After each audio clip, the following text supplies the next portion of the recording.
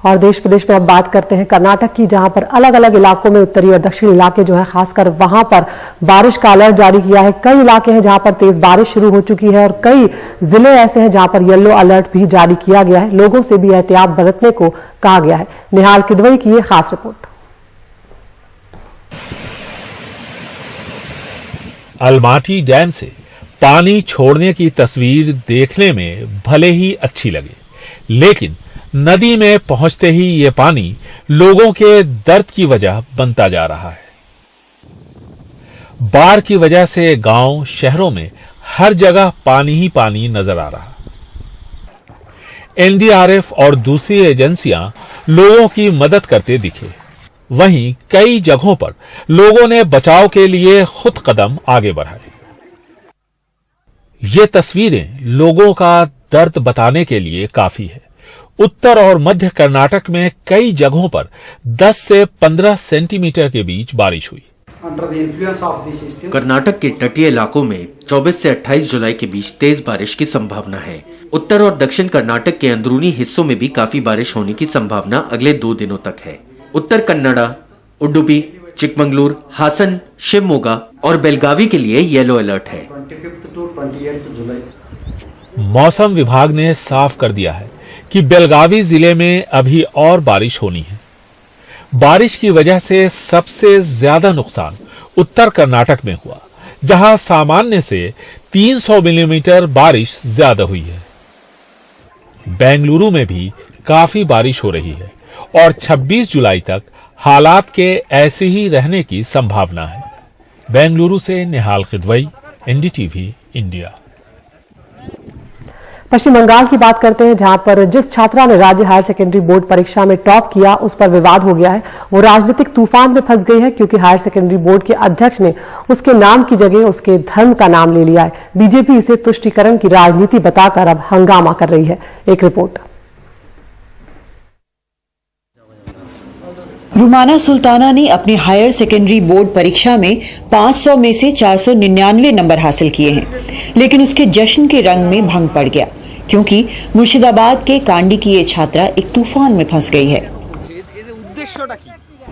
पश्चिम Bengal higher secondary board के अध्यक्ष ने उसके नाम का ऐलान नहीं किया, बल्कि सिर्फ उसके धर्म का नाम बताया। मुर्शिदाबाद जिला থেকে একজন মুসলিম লেডি গার্ল, তিনি এককভাবে 499 সর্বোচ্চ নম্বর পেয়েছেন। कोलकाता में हायर सेकेंडरी बोर्ड के दफ्तर के बाहर प्रदर्शन हो रहे हैं और मांग है बोर्ड अध्यक्ष को हटाने की। सोशल मीडिया पर भी इस मुद्दे पर तूफान मचा है।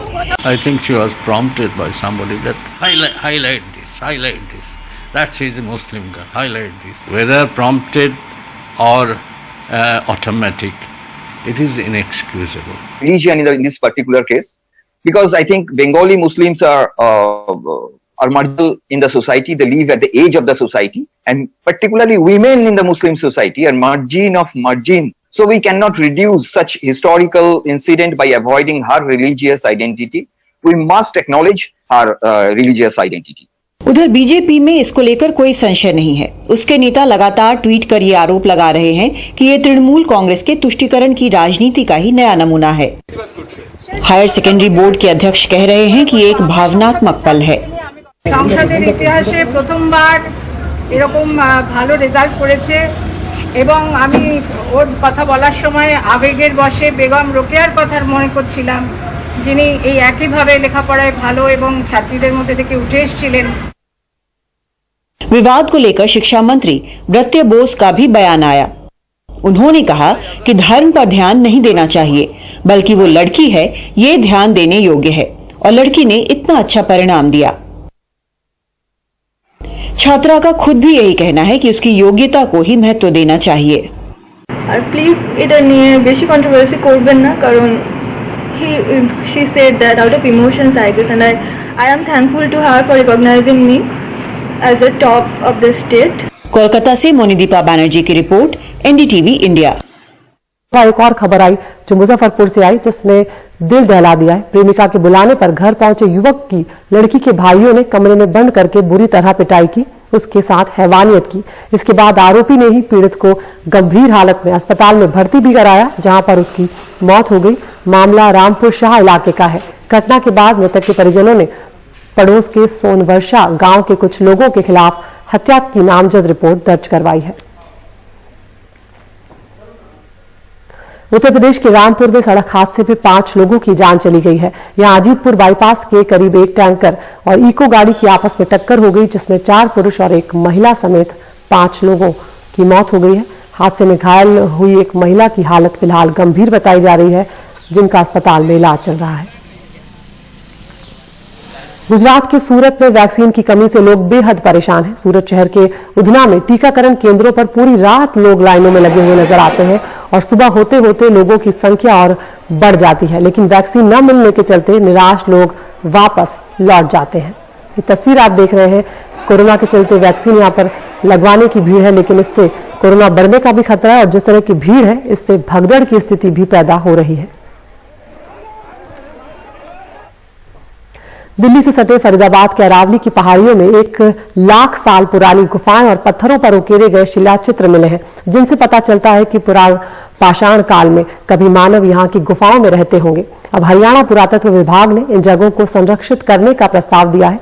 अरावली की बियाबान पहाड़ियों पर कैसे 1 लाख साल पहले मनुष्य रहते थे और उस समय के जीवन को कैसे चित्रकारी में उकेरा गया है, इससे खास रिपोर्ट में बता रहे हैं हमारे सहयोगी रवीश रंजन शुक्ला।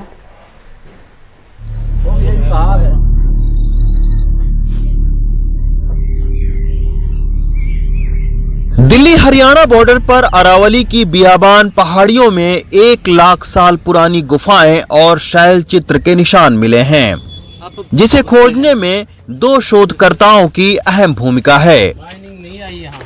तो पहले चलते हैं शैलेश बैंसला के घर, जो पूरा पाषाण काल के औजारों और चित्र पर शोध कर रहे हैं। शैलेश के घर में पूरा पाषाण काल के पत्थरों के अनगिनत औजार हैं, जिनके जरिए उन्होंने इस तरह के क्यूबल्स बनाए होंगे। दुनिया की सबसे पुरानी कलाकृतियां इन्हीं पत्थरों के औजारों से पूरा पाषाण काल के लोग कहते हैं। तो अब हम आपको लेकर चलते हैं उस जगह पर जहां पर वो कलाकृतियों को उकेरी गई।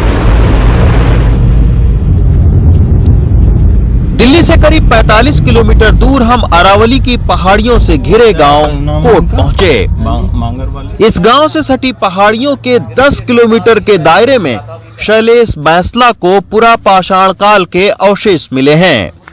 अरावली के जंगलों से घिरे पहाड़ों पर कई किलोमीटर पैदल चलने के बाद शैलेश हमें पत्थरों पर खुदी पाषाण काल की चित्रकारी को दिखाते हैं। चट्टान पर हाथ और पैर के पंजों के कई निशान बने हैं। कई जगहों पर पूरा पाषाण काल के क्यूबिक्स यानी एक ही कतार में कप की कई आकृतियां बनी हैं, जो मध्य प्रदेश के भीम बैठका की गुफाओं में मिले क्यूबिक से मिलते हैं। यहाँ पे हमें क्यूपिल्स मिलते हैं। ये हमारी फर्स्ट फॉर्म ऑफ आर्ट है। ऐसी आर्ट हमारे यहाँ पे मध्य प्रदेश के धारा की चट्टान पे मिलती है। Those are the oldest art form of in this whole world. Cupules अकेले रॉक आर्ट नहीं है जो मुझे यहाँ पे मिले हैं। क्यूपिल्स के अलावा मुझे ये भी मिलते हैं। आप इन पे जरा नजर मारिए। ये हाथों के निशान है ये, और कुछ पाँव के निशान है। But from at this point अभी मैं बस ये कहना चाहूंगा, these are like upper palaeolithic we are seeing. हम अब कोट गांव से 10 किलोमीटर दूर मागर गांव की ओर बढ़ते हैं। मागर गांव भी अरावली की पहाड़ियों से घिरा है। इस गांव से सटी कई पहाड़ियों में पाषाण काल की प्राचीन गुफाएं और चित्रकारी मिलती हैं। दुर्लभ कलाकृतियां हैं, तो इसी के चलते इनको खोजने में अरावली की पहाड़ियों में बहुत ज्यादा दिक्कत होती है। ये आप देखिए कि कितनी ऊंचाई पर हम लोग आ गए हैं। ये मांगर गांव है। मांगर के जंगलों का सर्वे करते हुए सुनील ने यहाँ कई पुरानी गुफाएं और चित्रकारी देखी। हरियाणा पुरातत्व विभाग की एक टीम भी इन गुफाओं को देखने पहुंची है। करीब 1 घंटे ऊंची पहाड़ी और जंगल से होते हुए हम किसी तरह इस गुफा में पहुंचे हैं। यहाँ जानवरों के खून और पत्थरों के पीसे गए रसायन से ये कलाकृतियां बनाई गई हैं। कुछ अजीब से निशान मिले हैं, जिसे उस वक्त के जादू टोने से भी जोड़ के देखा जाता है। कुछ पुरानी केव्स हैं जो बची हुई हैं, तो ऐसे बहुत सारे यहाँ पे केव्स, रॉक शेल्टर्स हैं वो इनमें कुछ में जो है चित्रकारी हैं, कुछ में रॉक आर्ट स्क्रैच वगैरह वो बनाया हुआ है, तो जिसको सैला करते या इस तरह का होता है। हरियाणा राज्य पुरातत्व विभाग और पुरातत्व मंत्रालय दोनों की टीम ने इन गुफाओं का दौरा किया है। घने जंगल और पहाड़ों के बीच बनी इन गुफाओं को संरक्षित करने का अब प्रस्ताव भेजा गया है। अभी हम लोगों को जो है कि आगे इसको डिटेल्स में हम लोग देखेंगे, इसके ऊपर चर्चा करेंगे, डॉक्यूमेंटेशन पूरा बाकी है, सभी का हम लोग प्लॉटिंग करेंगे और जो एरिया है उसको फर्स्ट हम लोगों को कंजर्वेशन करना बहुत जरूरी है।